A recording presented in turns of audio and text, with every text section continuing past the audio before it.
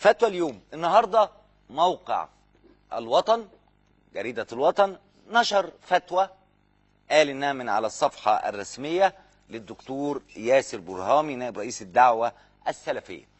مجمل هذه الفتوى انا مش هقف قدام العنوان بيقول يجوز للزوج ترك زوجته للمغتصبين حفاظا على النفس. يعني صياغة الفتوى السؤال بيقول لو عرفت ان مراتي انا ومراتي وتعرض لنا ناس وعرفت انها هتغتصب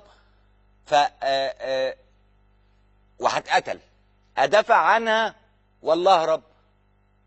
الفتوى المنشورة في الوطن واللي نقلها من الصفحة بتقول ان الدكتور ياسر برهامي قال له لا، هنا انك تنجو بنفسك فتسيبها. بدت الفتوى غريبة. الوطن رجعت الدكتور ياسر قال لهم ان في هناك تشويه متعمد للفتوى. رجعوا للازهر قالوا ان فتوى العرض خاطئة والمسلم ليس خسيسا. معي الدكتور ياسر برهامي. مساء الخير يا دكتور ياسر. اهلا ومرحبا. اهلا بيك دكتور ياسر. هل الفتوى المنقولة عن صفحة حضرتك او على موقع انا السلفي هل صحيحة ودقيقة ام ان فيها تحريف؟ ايوه تاني معلش ما سمعتش حضرتك. الفتوى الموجودة على موقع انا السلفي المنقولة في جريدة الوطن هل هي دقيقة وصحيحة ام فيها تحريف؟ لا ده فيها. الفتوى دي بتر جزء مهم جدا منها واخذ الجزء الاخر عنوانا زي واحد فقعت له عينه وطلعته بعين واحده. نعم. الفتوى بتقول اذا كان هناك احتمال للدفع عنها وجب الدفع بلا شك. اما اذا علم انه مقتول وتغتصب يعني هيجمع عليه مصيبتين، هيتقتل وتغتصب. فقد كان ابراهيم صلى الله عليه وسلم لما اتى مصر ومعه ساره فكان الملك الجبار اراد ان ياخذ ساره ولو علم انها امراه ابراهيم لقتله فقال ساقول انك اختي وانت اختي في دين الله ووقف يصلي. بس هنا امر خاص بسيدنا ابراهيم. القياس هنا شويه مش يبدو غريبه يا شيخنا؟ لا ده انا بتكلم على حكم شرعي في ان الواحد لو انه هتجيله مصيبتين، مصيبه قتل واغتصاب الزوجه ولا يخفف عنه هتكون مصيبه واحده فقط. هو انا هختار. طب وانا لو انا ضامن انا هعرف منين ان بعد القتل هتغتصب؟ مش جايز انا انجح في اني ادفع؟ انا بقول لحضرتك حاجه معلش دي حاجات ايه العلماء نصين عليها وهي موجوده بكلام اهل العلم. احنا بنتكلم على دي الصوره التي سالها السائل بيقول هو كده، فبيقول ان الامر ده هو هتطلع بالطريقه دي. هو طلبوها لذلك وعلم انهم مصرين على ذلك وهو ما عندوش اي امكانيه للدفع، لكن لو في امكانيه للدفع قطعا ويقينا يلزمه الدفع. ليه اتحط جزء من الفتوى وترك الجزء الاخر؟ طب ما كانت تطلع الفتوى صراحه كده يجب الدفع عن الزوجه او غيرها حتى اذا كان هناك احتمال للدفع. ممكن تتاخد كده وزي ما هي نزلت التصحيح بتاعها كذلك.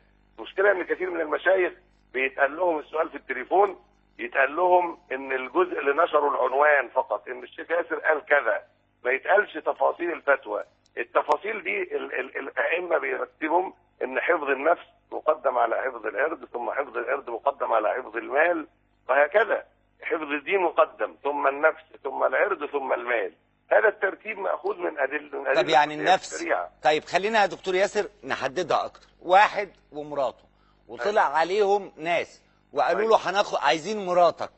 ايوه عنده امكانيه انه يقاتل دونها. هو هيقاتل واحتمالات موته كبيره.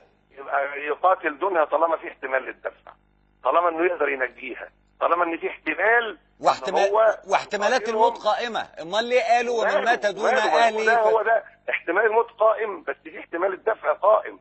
الرسول صلى الله عليه وسلم قال من قتل دون عرضه فهو شهيد. طالما في احتمال لانه يدفعهم وان هو ينقذها حتى لو كان في احتمال للموت.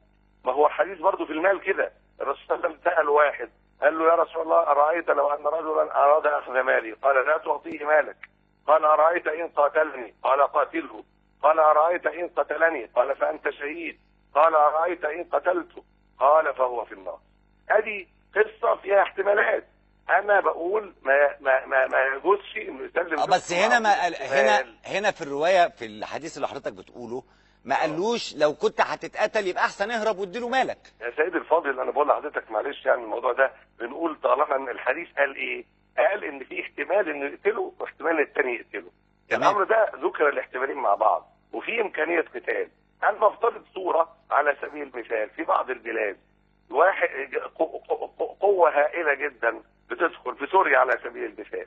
الناس دخلوا على اسره وخدوا المراه وخدوا الرجل، والراجل ده وما معهوش حاجه يقاتل بيها، يلزمه انه يقعد يضرب فيهم بايده لغايه ما يقتلوه وياخدوها، ولا هو معذور في ان هم اخذوها واخذوه ايضا واخذوا الاولاد؟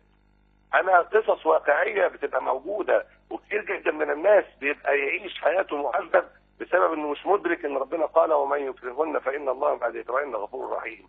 ويمكن المراه دي تفكر في قتل نفسها وفتاوى كثيره من هذا النوع ايضا. فلما نعرف ان حفظ النفس مقدم في هذه الحاله وان هو معذور ليس عليه اثم في هذه الحاله فقط انه عاجز عن الدفع، ليس هناك احتمال للدفع. لو في احتمال كده واحتمال كده يبقى ما يجوزش انه يسلمها. يعني البعض يا دكتورنا برضو عشان تبقى الرؤيه بس واضحه للناس، البعض بيقول لك لا يبقى رجوله ايه، لا يموت احسن على انه يعيش. هي دي اللي بتكلم فيها، هي دي اللي بقول دي مش علميه. ده مش من كلام اهل العلم يموت وخلاص انه هو ينتحر في الحقيقه. بقول له لا، الشرع ما الزمكش ان انت تموت احسن وخلاص. نعم. الشرع بيقول ان انت تقدر تدافع، دافع. يجب ويلزم ويحرم ان تسلمها. ولكن في حاله ثانيه بيبقى عاجز تماما، لا يكلف الله نفسا الا وسعها، خدوها منه يقول اموت نفسي بقى. هي الامر في هذه القضيه مش ان ده تجرئه للناس على تسليم اعراضها، ولا ده في احوال محدده والفتوى كانت كده. ايه سبب المشكله دي كلها؟ ان اللي نقل العنوان خد نص الفتوى. انا بقول في حاله معينه علم انه مقتول وهي ماخوذه، يبقى في الحاله دي يسعه ان هو يعمل زي سيدنا ابراهيم. طيب اما اذا كان يعلم ان هو يقدر او في احتمال، بس انا بقول في احتمال، لو في احتمال ان هو يدافع وفي احتمال ان هو يموت يبقى يلزمه انه يدافع حتى لو مات، ولو مات في الحاله دي يبقى شيء. حضرتك بتقول لي ده السؤال الاخير، حفظ النفس مقدم على حفظ العرض. ايوه صح، ان ربنا قال ولا تكرهوا فتياتكم على البغاء ان ارادنا تحصنا لتبتغوا عرض الحياه الدنيا ومن يكرهن فان الله بعد اكراههن غفور رحيم. هذه الايه نزلت في المدينه في جاريتين لعبد الله بن ابي بن سلول كان يعذبهما على البغاء، فربنا سبحانه وتعالى انزل هي بتتعذب جامد وهتتقتل تعذيب لو رجعت من غير ما تاتي بالمال، فكان الله عز وجل ارحم بها ممن يعني يتكلمون في هذا الباب يقول لا لازم تموتي احسن لك. لا يلزمها، لان الايه ان ده اكراه معتبر شرعا هي معذوره فيه، عشان حفظ نفسها مقدم على حفظ يعني بضعها، وكذلك حفظ البضع مقدم على حفظ المال. يعني لو في فلوس بيقولوا لها هناخد فلوسك ولا نغتصب، ولا يبقى يلزمها انها تدفع الفلوس عشان تنجي نفسها. دي ترتيب حاجات شرعيه ماخوذه من كليات الشريعه. الصوره اللي بنتكلم فيها صوره تجتمع فيها المصائب على بعضها او امكانيه انه يقل بعض المصائب. نعم. في احوال معينه لابد ان يراعى فيها هذا الباب. بشكرك جدا دكتور ياسر برهامي نائب رئيس الدعوه السلفيه.